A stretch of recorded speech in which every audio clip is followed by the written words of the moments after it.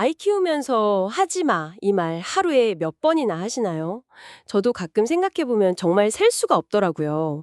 아이 나쁜 습관 고쳐주려는 건데, 이게 계속 반복되면 결국 잔소리가 되고 막 감정 싸움으로 번지잖아요. 그런데 만약에 아이가 스스로, 아, 이건 하면 안 되는 거구나 하고 몸으로 딱 느끼게 하는 방법이 있다면 어떨까요? 오늘 보내주신 자료들이 바로 그 지점에 대한 아주 독특한 해법을 제시하고 있더라고요. 쓴맛 잉크, 이 비터 잉크라는 특허 기술을 쓴 그림책 시리즈에 대한 기사들인데, 이 책들이 어떻게 인간의 가장 원초적인 감각, 그러니까 미각을 써서 아이들 습관을 고치는지, 나아가서 스스로 행동을 조절하게 만드는지 그 이면의 과학이랑 교육 철학을 한번 제대로 파헤쳐 보겠습니다. 네 손가락 콩이 발가락, 그리고 이놈 선생님, 이 두 권이 오늘의 주인공입니다. 네, 바로 그겁니다. 이게 사실 교육에 대한 관점을 완전히 뒤집는 시도라고 볼 수 있거든요. 우리는 보통 교육하면 머리로 하는 거라고 생각하잖아요. 근데 이 책들은 몸이 먼저 배우는 게 진짜 교육이다, 이렇게 말하고 있는 거예요. 수백 번 말로 하는 것보다 단 한 번의 강렬한 감각 체험이 뇌에 훨씬 깊은 흔적을 남긴다는 거죠. 거기서 모든 게 시작됩니다. 몸이 먼저 배운다. 와, 흥미로운데요? 근데 솔직히 자료를 처음 딱 봤을 때 가장 먼저 든 생각은 쓴맛 잉크, 아이들 체계, 이거였어요. 약간 좀 섬뜩하게 들리기도 하고 거부감이 드는 게 사실이거든요. 왜 그 수많은 감각 중에 하필 쓴맛이었을까요? 아주 본능적인 질문이고 그게 바로 핵심입니다. 자료에 따르면요, 쓴맛은 인류가 수백만 년 동안 진화하면서 생존을 위해 만들어낸 가장 강력한 경고 신호였어요.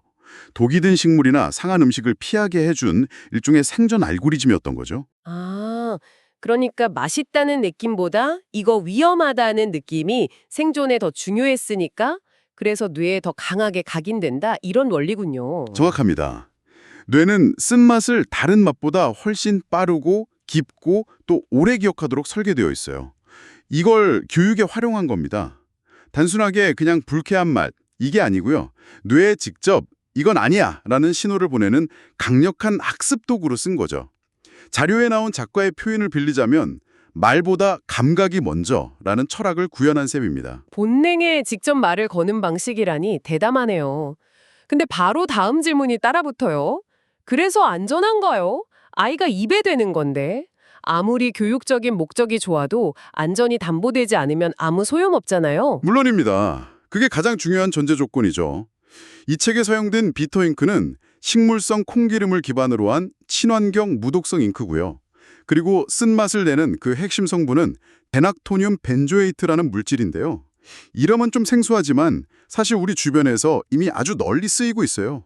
예를 들면 어디에 쓰이나요? 혹시 닌텐도 스위치 게임칩 아시나요? 아, 네, 알죠. 그 작은 칩을 아이들이 삼키지 못하게 표면에 엄청 쓴맛이 나게 코팅을 해두거든요. 바로 그 성분입니다. 유해 화학 제품 뚜껑이나 손톱 물어뜯기 방지제 같은데 수십 년간 사용되어 왔죠. 인체에 무해하면서도 세상에서 가장 쓴 물질로 기네스북에도 올라가 있고요. 당연히 미국 FDA 안전성 인증, 국내 KC 인증도 모두 완료해서 아이들이 입에 대고 경험하는 걸 전제로 안전하게 설계됐습니다. 와, 닌텐도 스위치 칩이라니까 바로 이해가 되네요. 자, 그럼 안전성이 확인됐으니까 이제 이 독특한 도구를 어떻게 활용하는지가 궁금해지는데요. 자료를 보면 이 기술이 처음 적용된 책이 손가락 빠는 습관을 다루는 네 손가락 콩이 발가락이라고 나와 있거든요. 이걸 아이랑 어떻게 활용하라는 건지 상상이 잘 안 가요. 그냥 책 읽어주다가 자, 여기 한번 핥아거렴 이럴 수도 없고요. 하하, 그렇죠. 그렇게 직접적으로 말하면 아이가 당연히 거부하겠죠. 이 책의 묘미는 그걸 놀이랑 호기심으로 풀어낸다는 데 있습니다. 책 속의 주인공 아이가 손가락을 입에 쏙 넣는 장면이 나와요.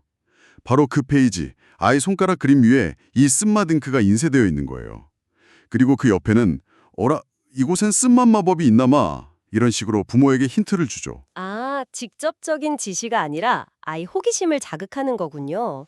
마법이라는 표현을 쓰네요. 그렇죠. 부모는 그냥 책을 읽어주다가 그 장면에서 쓴맛 마법이 있다는데 정말일까? 하면서 자연스럽게 아이 손을 그림 위로 유도하는 겁니다.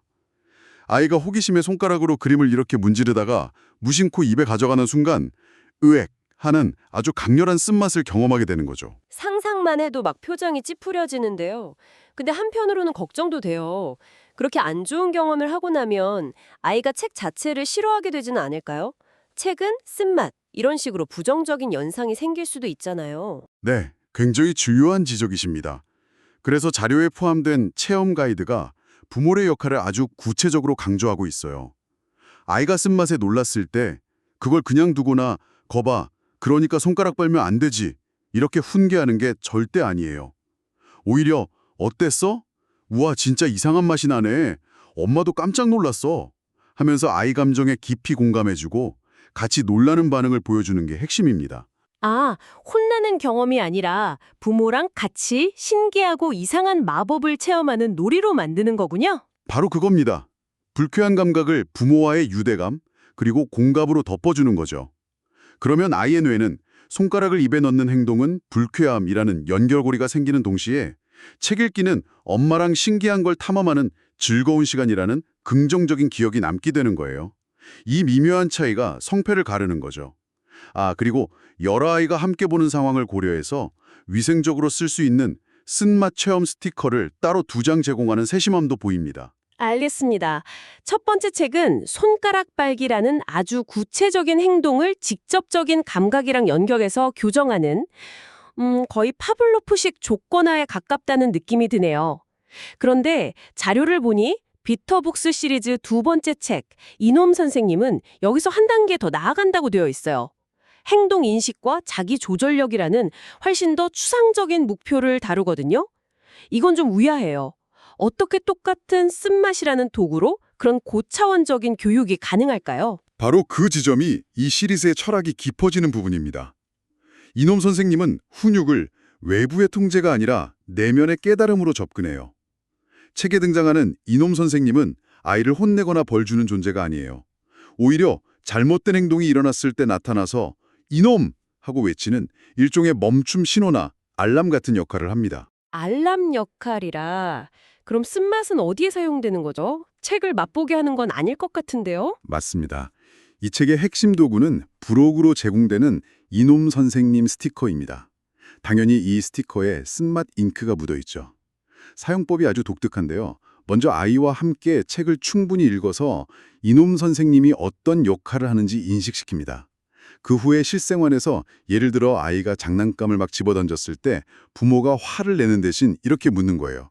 어이쿠, 장난감이 아프겠다. 이놈 선생님은 어디에 나타나야 할까? 하고요. 와, 이건 질문 자체가 다르네요. 너 왜 던졌어?가 아니라 아이가 스스로 상황을 판단하게 만드는 질문이군요. 그렇죠. 그러면 아이는 혼나는 대신에 잠시 생각하다가 자기가 던진 장난감 옆에 이놈 선생님 스티커를 스스로 붙이게 됩니다. 이 과정 자체가 자신의 행동을 한 발짝 떨어져서 객관적으로 바라보는 자기 인식 놀이가 되는 거죠. 그리고 그 스티커를 만진 손에서 나는 쓴맛을 통해서 혹은 호기심의 스티커를 맛보면서 이 행동은 멈춰야 하는 거였지.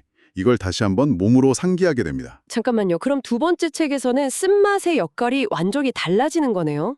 첫 번째 책처럼 행동은 불쾌함이라는 직접적인 처벌의 의미가 아니라 행동을 돌아보게 만드는 상징적인 신호로 쓰인다는 건데 솔직히 아이들한테 너무 추상적인 개념 아닐까요? 그 미묘한 차이를 아이들이 정말 이해할 수 있을지 의문이 좀 드는데요. 네, 충분히 가질 수 있는 의문입니다. 그래서 이 책은 부모의 역할이 훨씬 더 중요해져요. 쓴맛은 그 자체로 의미를 갖는 게 아니라 부모와의 대화를 여는 계기가 되는 거거든요. 아이가 스티커를 붙이고 쓴맛을 느꼈을 때 부모는 이놈 선생님이 나타났네. 우리 왜 그랬을까? 다음엔 어떻게 해볼까? 하고 대화를 시작할 수 있죠. 여기서 쓴맛은 벌이 아니라 생각을 시작하는 스위치가 되는 겁니다. 자료의 표현을 빌리자면 이건 혼내는 게 아니라 잠깐 멈춰서 생각해보라는 신호야 라는 메시지를 아이에게 몸으로 전달하는 거죠. 그러니까 쓴맛이 대화의 물꼬를 터주는 역할을 하는 셈이군요. 너 이리 와서 앉아봐. 이렇게 시작하는 무거운 대화가 아니라 스티커 붙이기 놀이랑 쓴맛이라는 감각 경험을 매개로 자연스럽게 대화를 시작할 수 있게 되는 거네요. 바로 그겁니다. 강압적인 훈육 상황을 아이 스스로 자기 행동을 성찰하는 교육적인 순간으로 전환시키는 거죠. 듣고 보니 이 2권의 책은 쓴맛이라는 똑같은 도구를 사용하지만 그 결이 완전히 다르네요. 내 손가락 콩이 발가락은 본능에 직접 작용하는 행동 수정을, 이놈 선생님은 인지적인 성찰을 유도하는 자기조절 능력 향상을 목표로 하고요. 이 모든 것을 관통하는 작가의 교육 철학이 뭔지 궁금해집니다. 자료에 나온 작가 말이 굉장히 인상 깊었어요. 작가 권묵은 이렇게 말합니다. 혼내지 않아도 억지로 가르치지 않아도 아이 스스로 느끼고 멈추는 순간을 만들어주고 싶었다고요. 그리고 그 느끼고 멈추는 순간을 가장 효과적으로 만들어낼 감각으로 쓴맛을 선택했다고 하죠. 놀라고 기억하고 다시 생각하게 만드는 감각이라고 표현했어요. 스스로 느끼고 멈추는 순간. 이 말이 핵심이군요. 결국 부모의 개입은 최소화하고 아이의 자율성을 최대화하려는 시도처럼 들리네요. 맞습니다. 기존의 언어 중심, 지시 중심의 교육 패러다임에서 벗어나 보자는 제안인 셈이죠. 생각해보세요. 하지마, 그만해. 이런 부모의 반복적인 잔소리나 훈육이 주는 감정적 소모가 부모랑 아이 모두에게 얼마나 큰가요? 그 대신에 아이가 주도적으로 자기 몸을 통해서 깨닫는 경험을 제공하려는 겁니다. 확실히 부모와 아이의 관계에도 긍정적인 영향을 줄 수 있겠어요. 매일 반복되는 훈육의 순간이 어떤 갈등과 눈물이 아니라 함께하는 놀이나 신기한 체험이 될 수 있으니까요. 그렇죠. 자료에서도 바로 그 점을 강조합니다. 훈육이 아이와 부모 모두에게 상처를 남기는 경험이 아니라 아이 내면의 자기 조절력을 깨우고 성장을 돕는 시간이 될 수 있다는 가능성을 보여준다는 거죠. 통제가 아닌 깨달음, 처벌이 아닌 신호를 통해 아이의 성장을 돕는다는 것. 그것이 이 책들이 제안하는 감각 훈육의 철학인 셈입니다. 오늘 정말 흥미로운 자료들을 깊이 파헤쳐봤네요.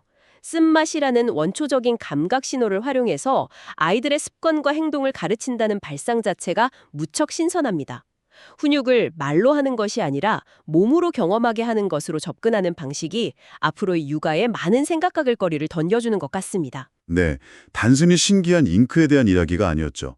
우리가 정보를 어떻게 받아들이고 어떻게 행동을 바꾸면서 성장하는지에 대한 그런 근본적인 질문을 던지는 시간이었습니다. 때로는 수많은 논리적인 설명보다 단 한 번의 몸의 경험이 훨씬 더 강력한 교훈이 될 수 있다는 점을 다시 한번 생각하게 하네요. 맞습니다. 그럼 마지막으로 이 대화를 듣고 계신 당신에게 생각해 볼 만한 질문을 하나 던지면서 마무리할까 합니다.